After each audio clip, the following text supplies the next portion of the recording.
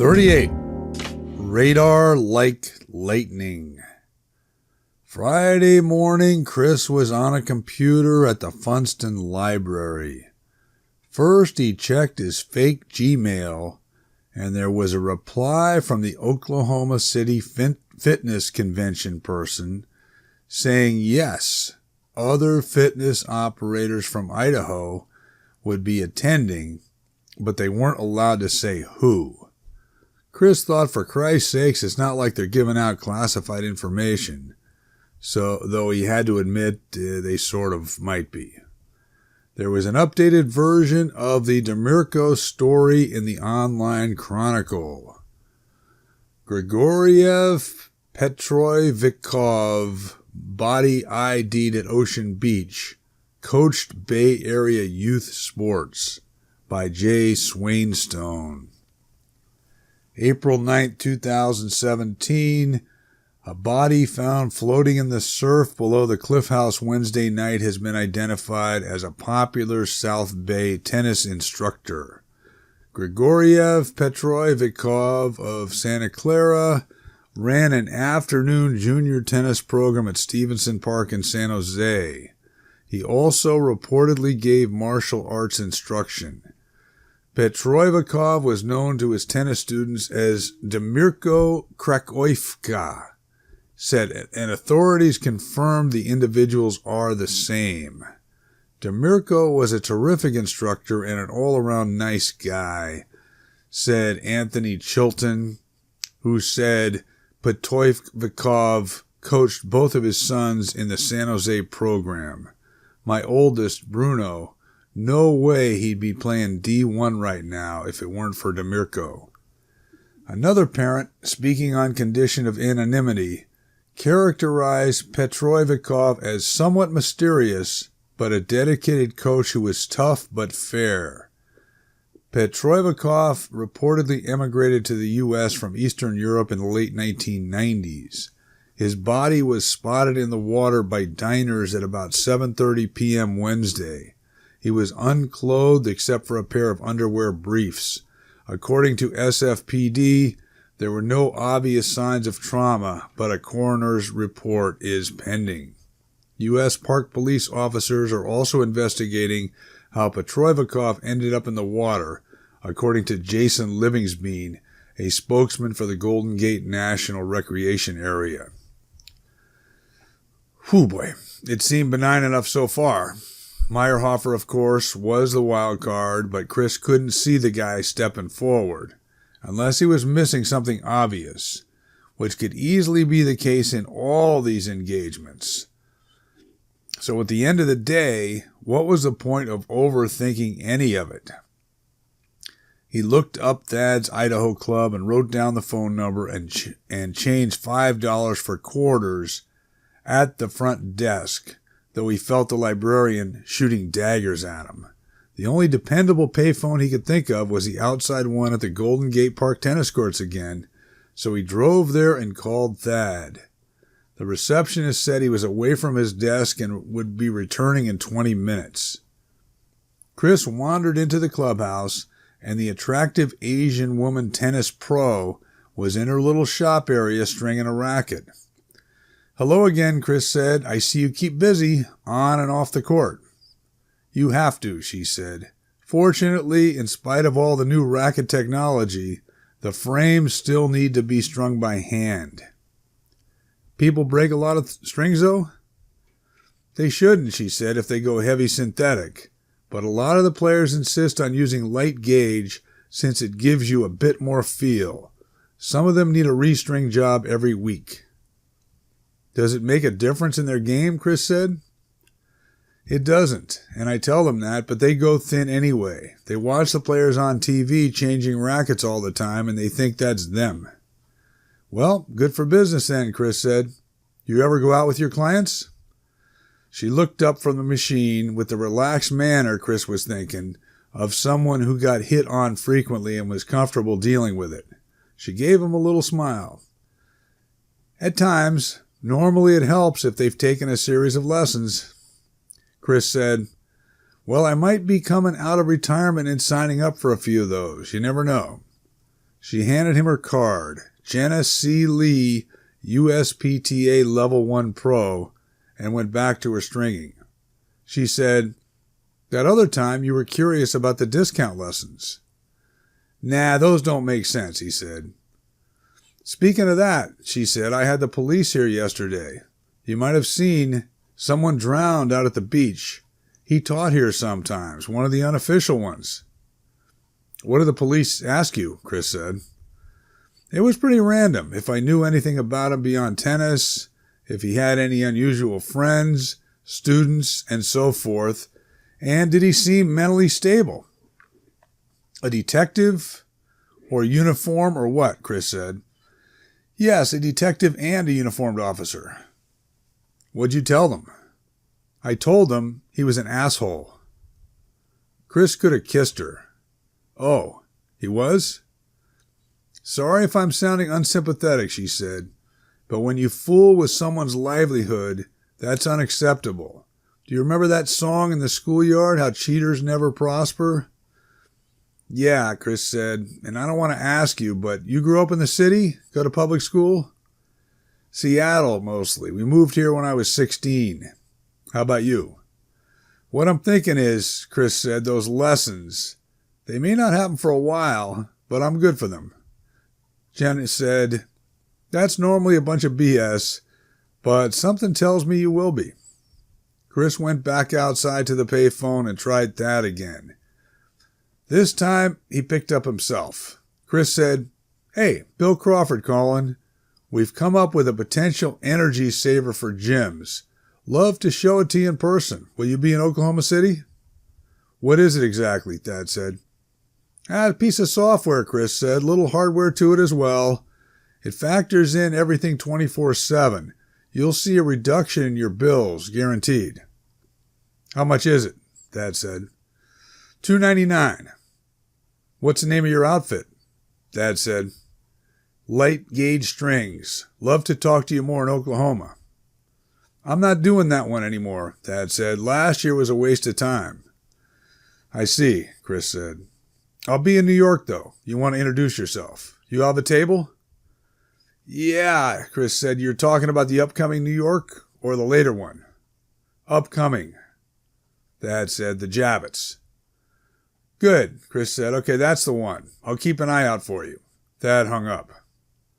Chris went back inside to Jenna Lee's pro shop. "Sorry to make you look up again," he said, "but can I borrow that computer for just a second?" Jenna handed him the laptop. "You're certainly demanding for someone who hasn't spent a dime." Chris said, "I'm testing you out," and he Googled fitness club trade shows again and found the New York Javits Center one suddenly on the radar like lightning, 2 weeks from this weekend. "Say, you wouldn't want to go to New York with me, would you?" Chris said. "In your dreams," Jenna said. 39. Up by Hurlbut. Chris was in the car bright and early Saturday driving to Sebastopol for the spring parade and festival. Around Sausalito, he called Joyce. "Jesus, nothing like a little notice," she said. He said, "What you can do is meet me, if you're up for it. I'll be standing near the post office. If you miss the parade, the thing overflows into the park down the street, is how I remember it from years ago." "I'm just curious," she said. "What's the big deal?" "I'm thinking of making a change, actually," he said. "Maybe buy something up there. Nothing gives you an honest feel for a place like an old-fashioned parade down Main Street." "Well, I'll do my best," Joyce said. There were detours off of Gravenstein Highway.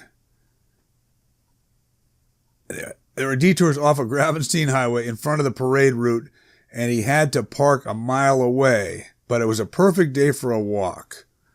Royal blue sky, temperature in the high 70s, cute little houses overflowing with flowers in the front yards. Chris thought maybe he should move here at that.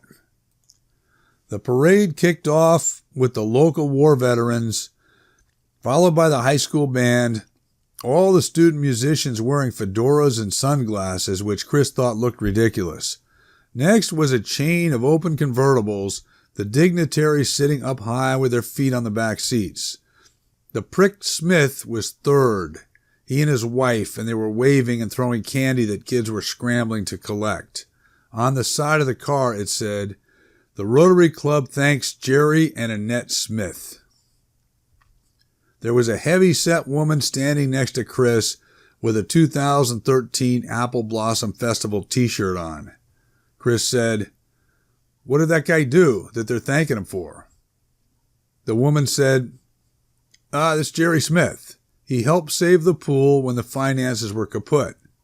Defibrillators for the police, computers in the schools, all that." "He a nice guy then," Chris said, "as far as you know?" "Of course he is," the woman said. "You give your heart and soul to the community, how could you not be?" A man overhearing the conversation butted in. "Smith had a term on the city council," he said. "Pro-development, helped push through the business park up by Hurlbut. They raised an apple orchard that had been there forever, and now we have asphalt and a bunch of buildings that are half empty." "How did he make his money?" Chris said. "Video games," the man said. "It was during the 90s when everyone was getting bought out there for a while. And he was a small piece of the puzzle for one of the big boys," Chris said. "You got it. His timing was fortunate," the man said. Chris found himself absorbed in the parade. There were musical combos on floats and Little League teams and a dachshund club and horses performing in a hot rod club and several 4-H groups, including the Future Farmers of America. There were more elements of a rural small town than Chris would have expected, just 55 miles from San Francisco. Halfway through it, Joyce tapped him on the shoulder. "This is nice," she said. "We have our Jubilee coming up in Terra Linda, but this one's more intimate." "How's school?" Chris said. "It's good," Joyce said. "We've made some real headway on blocking the Donnie baseball dugout naming." Chris thinking, son of a bitch, can you just let it go? There was an electric vehicle company in town, and their display was passing by. They had decked-out funny cars, running on batteries, driving in circles, including 2 guys sitting on a couch that looked like it was floating. Next was a women's dance troupe called West County Samba, where everyone had on silver beaded bikinis that flashed as they danced to a lively horn and drum section that brought up the rear. "Get a load of this," Chris said. "I know," Joyce said. Some of the women had classically voluptuous bodies, others not so great. 1 or 2 might have actually been South American, but the rest were white and fleshy. They were putting considerable energy into it and seemed to be having fun, shaking themselves at the crowd.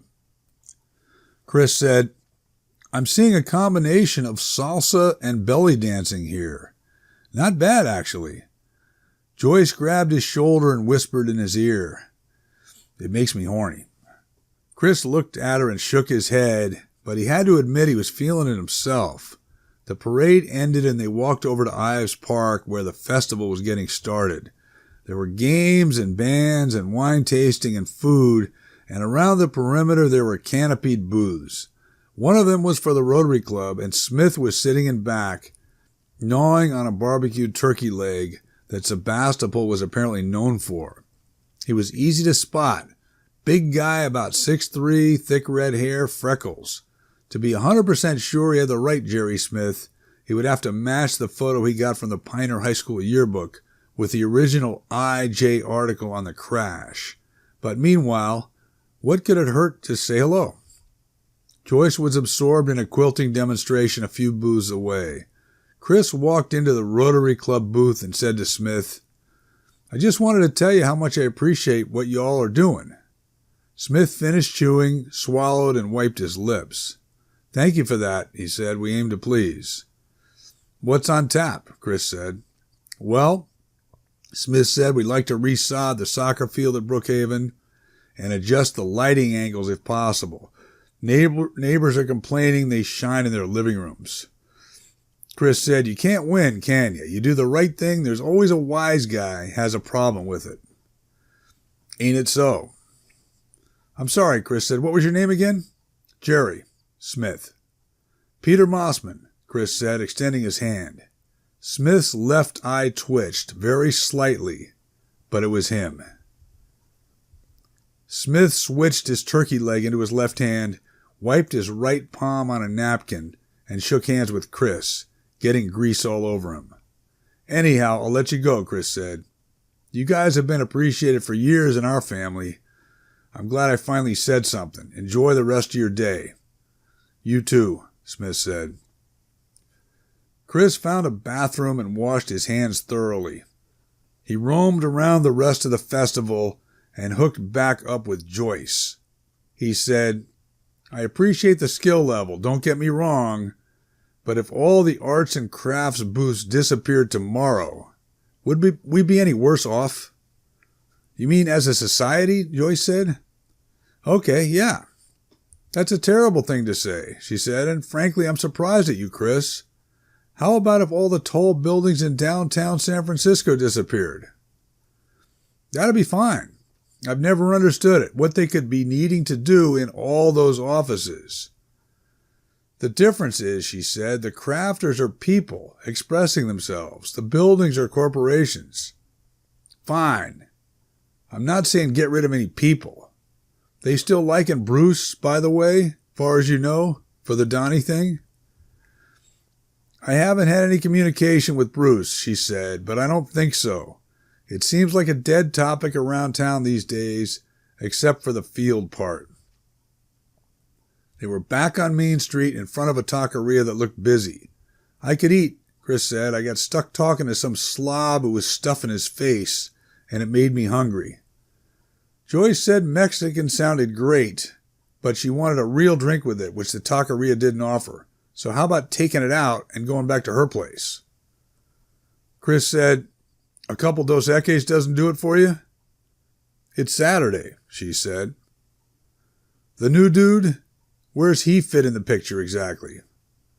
He has his mom tonight. They have a routine. So, Chris said, you're telling me go in and get 2 super burritos and meet you at your house? Yes.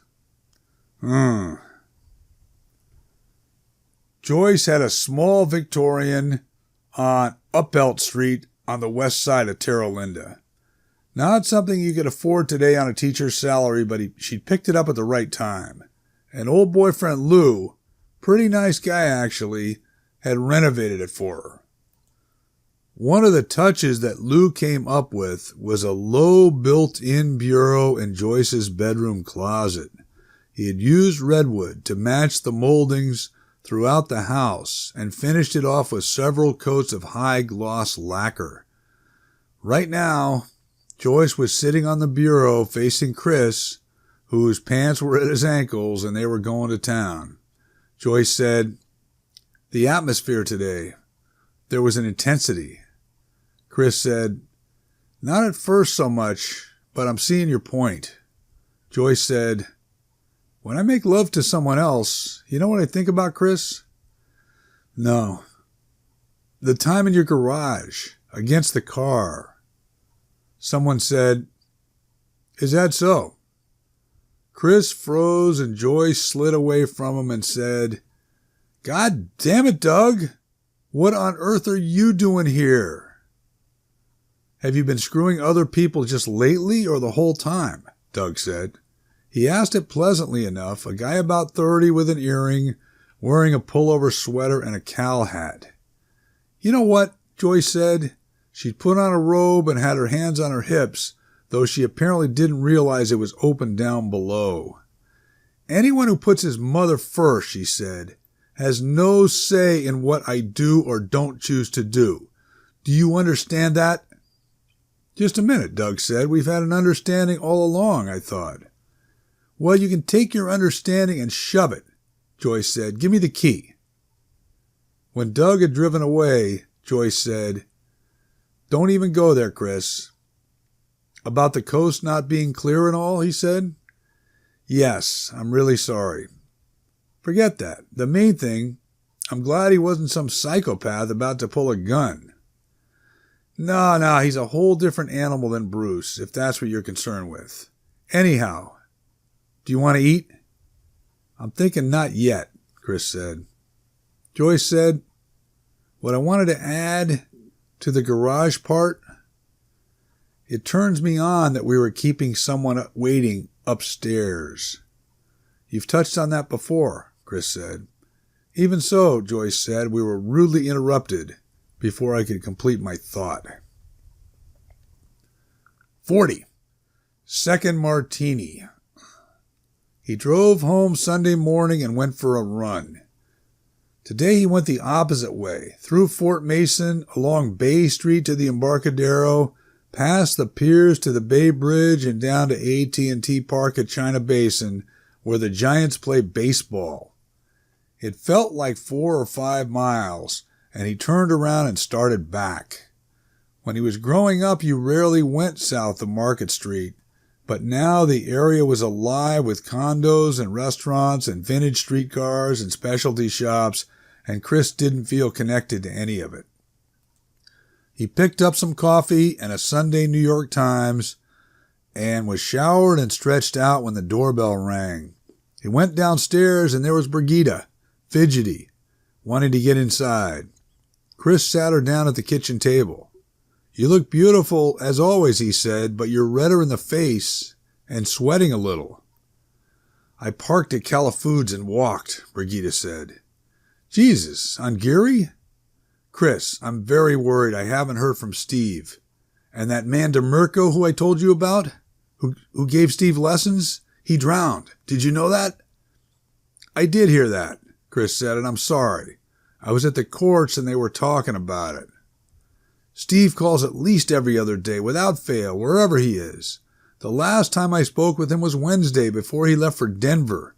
He hasn't been answering his cell, and this morning there's a recording that the service has been disconnected. Brigida was crying. Chris poured her a shot of vodka and helped himself to one too. Okay, let's hold our horses and back up a minute. Why would you be worried about Steve because his tennis teacher got fished out of the ocean? Because they may have harmed him as well.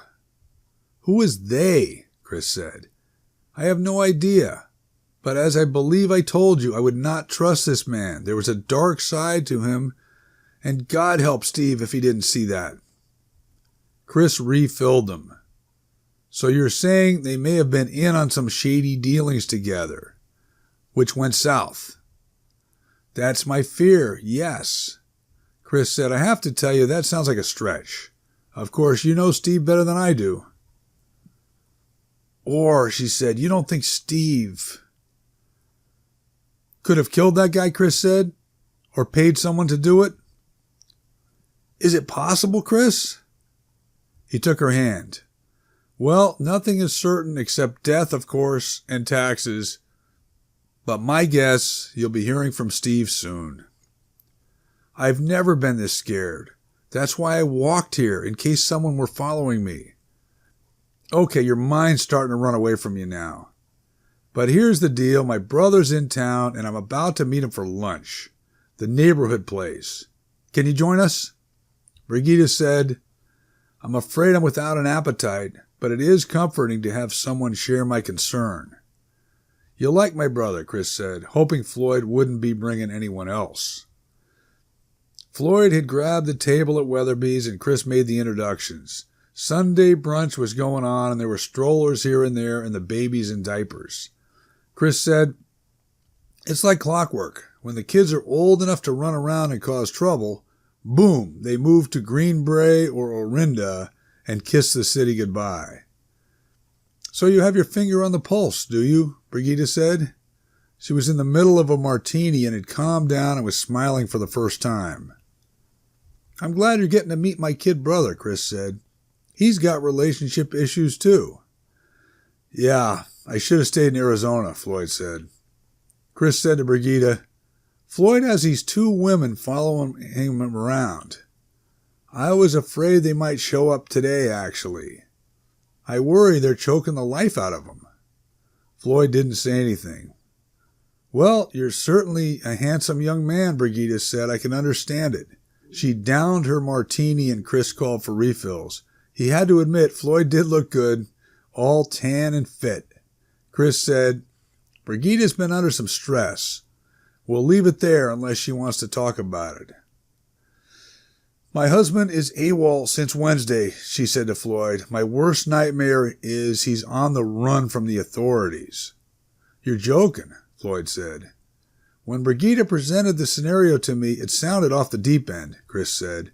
"As I'm digesting it, though, maybe she is on to something, unfortunately." "Where is he supposed to be?" Floyd said. "In the Denver area," she said.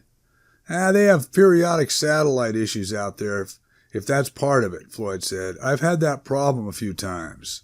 "See," Chris said, "there's usually an explanation." He lowered his voice. "And couldn't the Croatian have simply drowned on his own? Nothing to do with Steve?" "Jesus, criminy," Floyd said. "Well, I suppose he could have," Brigida said. She polished off her second martini and excused herself. Floyd said, "Lot more action in San Francisco than Phoenix, if I'm hearing things right." Chris said, "Can you do me a favor? Are you parked outside?" "Around the corner. Yeah, though some guy almost wanted to fight me because I beat him to the spot." "It's gotten bad," Chris said. "But listen, can you drive her home?" She was wobbling a little when she got up. "I'll be here." "She on the right track?" Floyd said. "About her husband?" "Wouldn't surprise me," Chris said. "Guy's bad news." Floyd said, "Have you been bedding her down long term? Or is that recent activity?" "Recent activity," Chris said. Brigida was back, and Chris said, "Floyd's going to take you home." "Already?" "I think it's the right thing," Chris said. "We have any more cocktails, you might regret it later. Take a hot bath, get a good night's sleep, and you'll have a fresh outlook tomorrow." "Fine then, you're dismissing me. But Chris, I do so appreciate your help." She kissed him on the cheek. "The pleasure's mine," he said. When Floyd and Brigida were gone, Chris moved to the bar. "Hey, my number one partner," Sheb said. "That a family member by chance? I was seeing a resemblance." "Except for a younger, better-looking version," Chris said, "who could be in an action movie or something." "Kind of what I was thinking," Shep said. "They gonna hook up?" "Probably," Chris said. "She needs it bad. He might benefit as well." "That's a fine woman for sure," Shep said. "You can feel the class resonating off of her." Speaking softer. "Unlike most of the other breeds that wander in here." "I have to go to New York, unfortunately," Chris said. "Uh-oh." "I'm thinking if I live, I'm going to get out of this business. Right now I got 2 deals staring me in the face, needing someone to close them." "You going to drive it?" Shep said. "I hate to, but I have to bring some stuff." "You feel like taking a ride?" No. But any more information on whether you're going to make it?" "Well, I ran what you said by a medical person." She stopped short of saying whoever suggested that is an idiot. "You work out today?" Shep said. "Yep, AT&T Park and back. Someone else did my tongue test and feet. Quite unscientific, but according to them, my organs are A-OK at the moment." "Is that Feng Shui?" "No, I think Feng Shui is the furniture alignment harmony thing. I was watching House Hunters the other night, and this couple finds the perfect house, except then the wife pulls out a compass and said it was built in the wrong direction." "But some kind of Chinese medicine, no?" Shep said. "I wouldn't discount that shit. It's been around a little longer than your medical person who says we're idiots." Chris's phone rang. He answered it and said, "Yeah, don't worry about it. How about tomorrow night? I'll cook something. Okay, see you then." "My brother," Chris said to Shep. "He sends his apologies that he can't make it back here today to finish up the brunch." "A man of good taste," Shep said. "Right?" "Most definitely," Chris said. 41. Pathological one. Monday morning, Chris was outside doing a calf stretch against the front of the building, about to go for his run, when a black Ford with extra antennas drove up and parked across the street.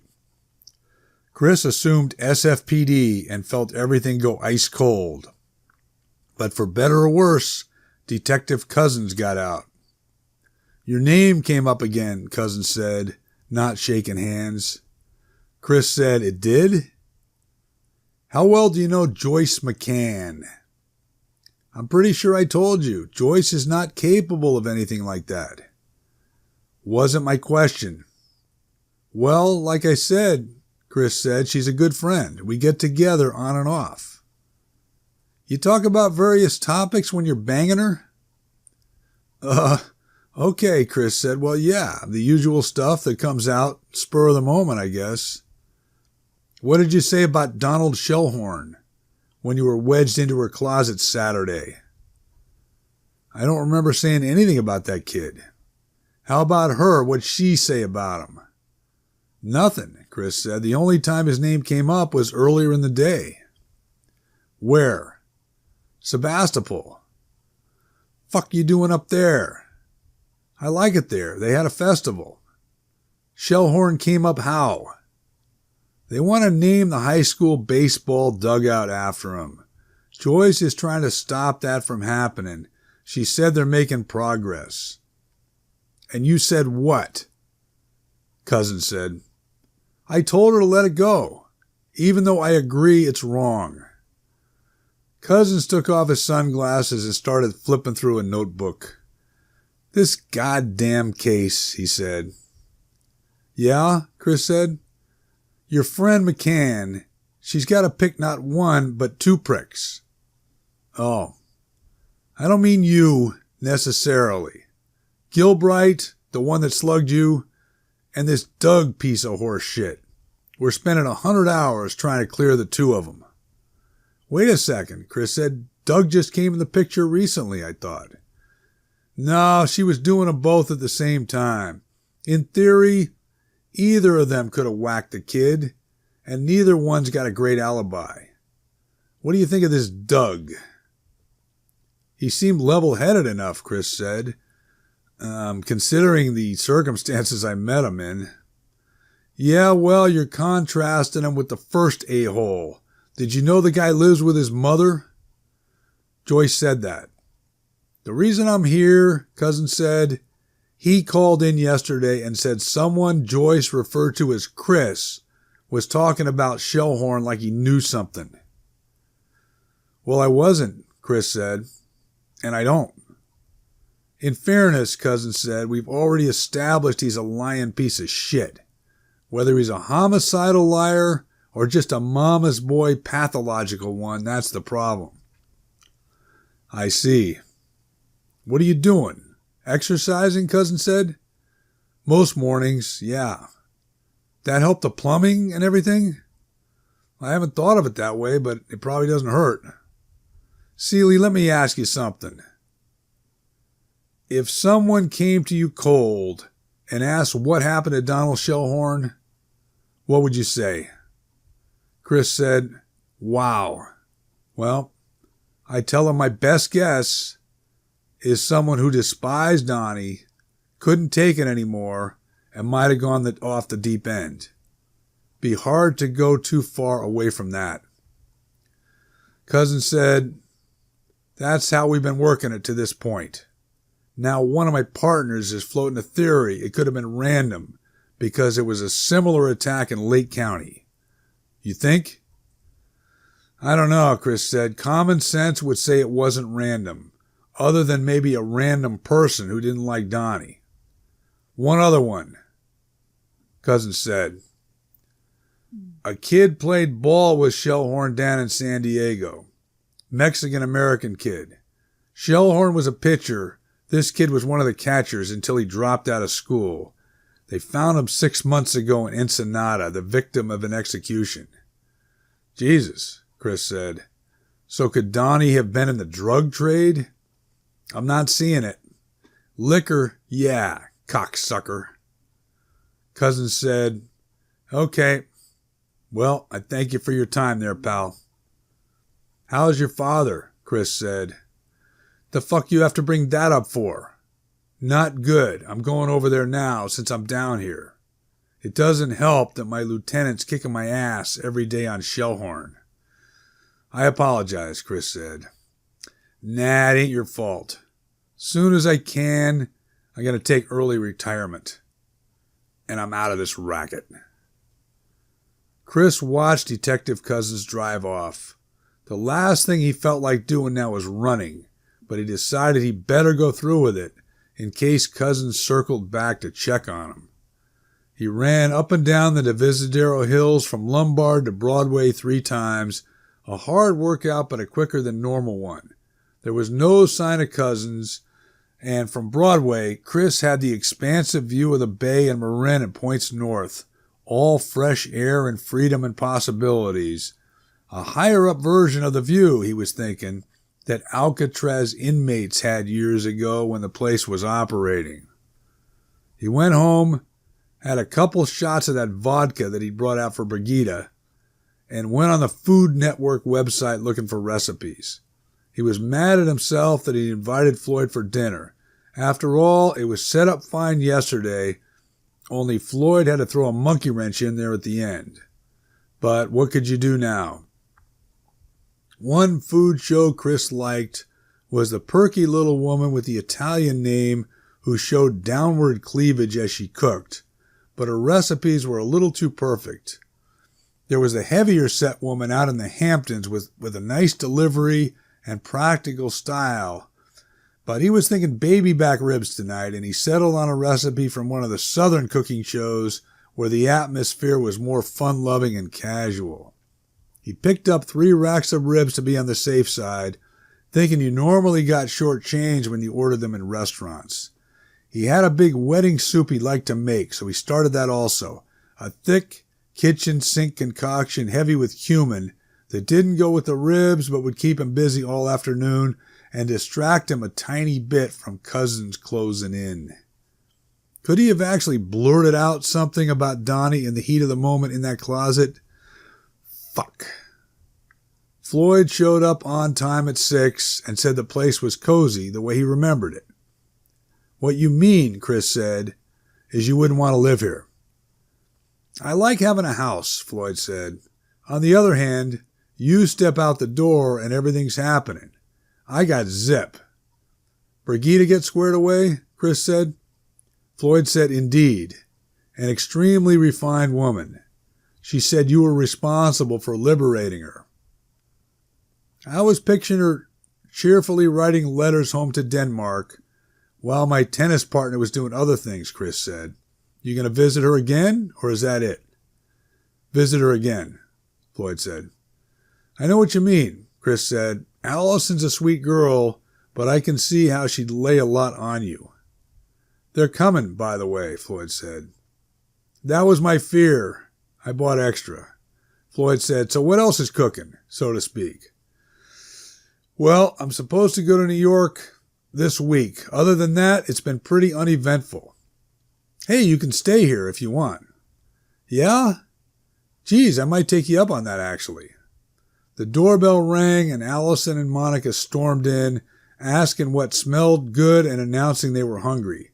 Chris said, "You have to show some restraint. I got it timed." Monica brought a bottle of wine and she poured everyone a glass and said, "Ever since Floyd's, I was hoping we could have a reunion. This is great." Allison raised her glass and said, "Mon, I agree. I thought we were just getting started there." Then the vacation got cut short. Unresolved is how it felt. Chris said, "Well, Floyd was just saying the same thing." "What part was that?" Floyd said. The doorbell rang again. It took Chris a moment to react. "Henry too?" he said, his voice thin, praying it might be. "Nope," Monica said. "He doesn't even know where you live." Chris said in that case, excuse him, and he went downstairs fearing the worst. It was Kim. She said, "Why didn't you tell me?" Her makeup was smeared and her eyes were red. Chris didn't say anything, pretty sure he knew. She threw her arms around him, burrowing her face into his neck. You're a complete asshole, you know that? What? Chris, I want to be there for you, except you backed off, and I had to find out through the fucking rear door. He said, let's go in your car and not scare the neighbors. It's way over on Scotch, he said. You can't park around here at all. That's fine, he said. By the time we're there, you'll see you overreacted. When they got to the car, Chris said, you know what? Forget that. Another block and a half, we can get a drink. I guess that's not the worst suggestion, Kim said. They sat at the bar at Weatherby's, and Chris introduced Kim to Shep. Pleased to meet you, Shep said. This guy's my favorite customer. Kim said, does he have any competition? Not that much, Shep said. When Shep brought their second round, Chris said, Kim thinks something bad's going to happen to me. Shep stared at Chris, and Chris nodded. That medical person I was telling you about, Chris said, she said something to Kim. Very unethical, not to mention none of her business. Not to mention maybe wrong, Shep said. Kim said, so you've known the whole time, Shep? Or what? Here's the thing, Chris said. I'm driving cross country. Shep can't make it, but why don't you come? Chris, why do you change the subject? How about because it needs to be changed? Shep said, here, try these mini pork buns, why don't you? They're on the house. Outside on Chestnut Street, Chris said, my brother's visiting from the Southwest. Would you want to say hi? That would be fine, she said. Just one caveat, he said. We got your friend Bethany, we got Shep, and now we've got you as essentially the only humans aware of this rumor. That's it. Okay? Not even your own brother, she said. No, but you'll see, Floyd's a nice kid. When they walked in, Allison and Monica and Floyd were playing Scrabble at the kitchen table. There were plates and soup bowls and a couple of wine bottles in the living room, and hard rock music was blasting. Jesus, someone's going to complain, Chris said. Or they might not, Monica said. Hey, I recognize you from Allison's gig, she said to Kim. You're cute. She is, Allison said. This is Floyd. Keep your hands off him. That's a bad joke, Monica said, and rude. She didn't mean it that way. Floyd stood up and said hello to Kim. Chris said, I hate to bring up high school, but do you remember Leslie Stemple, who was over at our house a lot for a while there? Kim's her sister. No, Floyd said. Kim said, well, it certainly is a blessing that you can spend some quality time together. Where are you staying while you're in the Bay Area? Actually, Floyd said, Chrissy is going out of town. I thought I might hole up here for a while. Allison said, yeah? Thanks a lot. Chris said, it would be that devastating? Well, if that's how both you jerks see it, Allison said, you can start on that extended stay right now. Monica, let's go. Monica looked at Floyd and shrugged, and 30 seconds later, they were gone. There any of those ribs left at all? Chris said. I'm ravenous. Not sure, Floyd said. Try the oven. They ate like cannibals. Kim said, that was some scene there.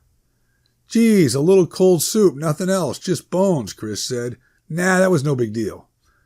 Seemed like a breakup to me, Kim said. You're perfectly welcome to crash here tonight, Chris said to Floyd. That what you were thinking? Thanks, but I may have a situation that'll work. He went in the bedroom and made a call. Yeah, we're cool, he said. Listen, I appreciate the hospitality and gourmet meal, and it was nice to meet you, Kim. Chris handed Floyd an extra set of keys and walked him out, this time embracing him on the sidewalk because you never knew. Where do you think he's going to go? Kim said. Why? Chris said. You like him now too? No, I'm just curious, she said. You're starting to blush, Chris said. But my brother can have that effect on people. Pretty sure he's visiting a married woman tonight.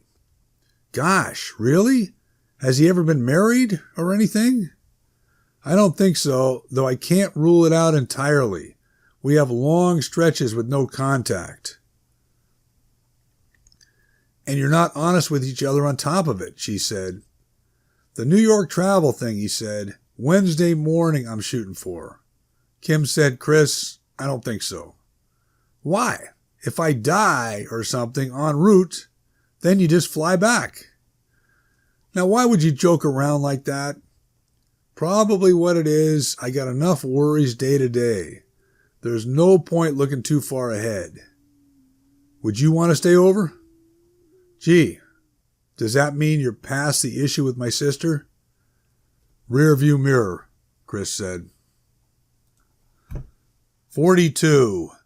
With graffiti. Chris slept the best he had in a while. He tiptoed out of the apartment and picked up French pastries, and Kim had cleaned up the kitchen from head to toe and was waiting for him with fresh coffee when he got back. You got time, he said. I do, she said. I don't start work until 2, but I'm going to leave soon so you can get organized. That's not complicated, Chris said. One thing I did want to do is see my friend Ray, in case I really don't make it back. Chris, now you're being morbid. It's simply not funny. Be interesting to be a fly on the wall in this place next couple of weeks, though, Chris said. Why? What do you think will happen? Not sure, but my guess is female population will be involved, and there could be some confrontations as well. Do you think so? Why don't you stop by and find out? Text me the developments, he said. Very funny. Chris, you're strong enough to do all that driving? No sign of decay yet. Piece of cake is the way I see it. Well, last night was really nice. Thank you. It was. What you're saying, though, if it doesn't work out as well in a few weeks when I get back, or specifically I don't work out as well, at least there was last night. That is the furthest thing from what I was saying, Kim said, and her eyes got teary and she looked away. Come here, Chris said. I'm sorry I'm jumpy. You had bad dreams, Chris. I patted you down a few times. That's part of why I'm concerned. Shit. Was I saying anything? I couldn't make out much, but you were struggling. Geez, I thought I slept great. In any case, see you soon? Please leave your phone on, she said. Chris spent a few hours getting set, had the oil changed, and swung by Ray's at dinner time. The security guard phoned Ray and told Chris to go on up. The first time that happened, since Ray always came down. The place had 5 stories, and you entered the apartments from outside like a motel. There was a tasteful courtyard in the center with white rocks and a metal sculpture, though there were a couple spots on the sculpture that had been hit with graffiti and painted over. Seeley, you ain't catching me in my best moment, Ray said. He was in his pajamas and slippers and hadn't shaved in a while. You okay? Chris said. Running a fever is all. The shit fucks with you. Your treatment, you mean? That, the meds, the 9 yards, I'll handle it. Sit down if you want. Chris sat on a folding chair. Your place is neater than mine, he said. You've got the minimalist touch going on. I ain't striving for any particular flavor, to be honest, Ray said. Today's your day off, though, right? Chris said. You going in tomorrow? Yeah, you worrying about me, which you better stop doing. I don't miss any of them. That's worse. Ray, I'm going out of town for a little while. How long then? Ray said. Few weeks. Call me if you need something, okay? Fine, but how you going to deal with it long distance? I don't know. And the cops were talking to me yesterday. It's weighing on me. You didn't do nothing, right? So what do they want? I might have done something, and then I might have blurted out something about it, which someone heard and reported. Well, I'll be damned, Ray said. Seeley, you continuing with the surprises. Someone hearing and reporting what, exactly? Cop didn't say. He also implied they were looking at the guy who reported it, that they established he's a pathological liar. What else they ask you? Ran a couple scenarios by me, wanted to know how plausible I thought they were. They got an original reason to be liking you, Ray said, before they claim you yelling out? It would be a stretch, and if they're going that direction, 2 guys are on the map ahead of me. What you telling me, Ray said, in your pussy-ass way, they don't got jack shit. They shut out. You the only one not seeing it. I am? How long has it been since you might have did this deed? About 2 months. This guy talking to me, he's playing it straight. I'm worried he's slicker than that. Come on, man, after 2 months he ain't. Only reason they're talking to you, and plenty of other people, they praying someone volunteers something. It SFPD? Nah, suburbs, actually. White suburbs? Yeah. In that case, they even more ice cold. So when I'm away, Chris said, if someone rings my bell and I'm not there, that mean anything? Only that you're going about your business, which you're supposed to be. Well, I appreciate it. Chris said, I talked to Brigida. She thinks her husband disappeared on her. Good. Chris got up. All right then, can I do anything for you? The store? Whatever? No. You're doing something for me already. Showing your ugly face here. I don't mind admitting it. Chris reached over and squeezed Ray's shoulder. You take care, he said. 43. Any episode. He couldn't see stopping for the night in Winnemucca again, so he pushed it all the way to West Wendover. It was the last town going east in Nevada, and they made sure to build it right against the Utah border so the Salt Lake City gambling crowd didn't have to drive 1 extra foot. He walked around a little after dinner, and there wasn't much life to the place when he got a block or 2 away from the casinos. In the morning, he looked at his road atlas and sized up his day. It was a straight shot 147 miles to Salt Lake, and then another 7 hours to Cheyenne, Wyoming. From there, if he kept to his business, it was 3 days to the George Washington Bridge. He was a half hour into the drive, the Great Salt Lake on his left, when Ray got in his head. Specifically the part about the white suburb cops maybe not being that great at solving homicides. Twisting it the other way, New York City cops would be pretty damn good at it. You picked any episode of Law and Order, not the Baltimore ones, but the original ones set in Manhattan. And these guys were street smart and relentless and usually got their man. Something else he hadn't thought of. After 9/11, there might be cameras all over the city now, too. Chris got off at the next exit and had a second breakfast at a truck stop called the Boss Griddle and thought it through. This was what? Thursday? The percentages said Thad should be around. He wouldn't have to leave for New York for a week unless he was combining it with another trade show beforehand, which didn't seem likely based on that phone conversation they'd had. Salt Lake City to Pocatello was a couple hours up the interstate the wrong way, but Chris decided it wouldn't kill him to at least take a chance. He opened the trunk and wrapped the gun in a rag and casually put it in the glove compartment. He looped north at the 80-15 interchange, and it was 10 after 2 when he got off at the East Center Street exit in Pocatello. He found Yellowstone again, turned into Broadway Fit, and there was Thad's black Highlander in the same spot in back. He could see the car once you were in the parking lot, but people driving by on Yellowstone couldn't see it because the building blocked it out. Something Chris wished he deduced the last time. But here he was, and it was on. if he could work it. He took his time cruising the residential side streets that were adjacent to Yellowstone Avenue, trying to figure out an inconspicuous escape route that wouldn't feature too many stoplights.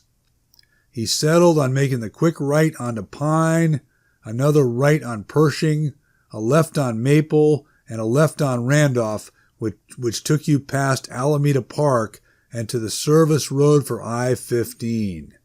He drove it twice, timed it the second time, and he was on the freeway traveling south in just under 6 minutes. It was around 4 now, and when he'd scouted Thad before, both times he left his gym at 4:45 and drove to the Bannock Swim and Racket Club. There was a hardware across from Yellowstone from Broadway Fit, and Chris parked there and called Kim. "You busy?" he said. "Sort of. I'm at work," she said, "but that doesn't matter. Chris, I'm missing you." "Well, I can turn around and pick you up." "I should have come with you. I mean it. How has your drive been?" "Kind of refreshing so far. In my next life, I may decide to be a long-distance trucker. Except I think they eat bad, ultimately." "Bethany was here last night," Kim said. "Yeah, well, what can you do?" Chris said. "You're right," Kim said. "That was improper of her." "The thing you're talking about," Chris said, "she's stretching way out of proportion. I were you, I wouldn't believe anything she says from here on out." "I'm not going to," Kim said. "How soon do you think you'll be back?" "Well, I may be able to speed things up a bit, depending. The New York part isn't that important, it turns out. But I'm thinking I should say hi to my sister in Boston." "I didn't even know you had a sister. My God, of course you should." "Well, I'll let you go," he said. "Chris, what you were saying just then about Bethany exaggerating your situation? That's what I was trying to tell you the other night," he said, "except there was too darn much chaos." "Well, you made my day by calling," she said. "Mine too." Chris opened his passenger window all the way, and he took the checkpoint out of the glove compartment. At 4:40, he drove into the space to the left of the Highlander and kept the engine running. He had a Reno Gazette sports page that he'd been carrying around, and he spread it open against the steering wheel. A couple minutes went by, and then he heard a beep, and it was Thad coming around the back of the gym, opening his car door from 20 feet away. Chris scanned the parking lot. If there was any sign of life, obviously he'd wasted the trip. But he didn't see anybody, and he let Thad get in and close the door. Then he reached across the passenger seat as far as he could and shot him in the face. Right away he was worried that he might not have finished him off with just the one shot, especially since it had to go through Thad's side window, which could have deflected or altered something. But that was all he could risk, and he pulled medium speed out of the Broadway Fit parking lot and picked up his escape route, careful to stay with the flow of traffic, and was soon back on I-15. This time he'd started hyperventilating right from the moment Thad beeped open his door, and that didn't stop until he had downed a couple of cheeseburgers and an order of animal fries at an In-N-Out in Salt Lake City. And then he felt a lot better, the blood sugar back under control.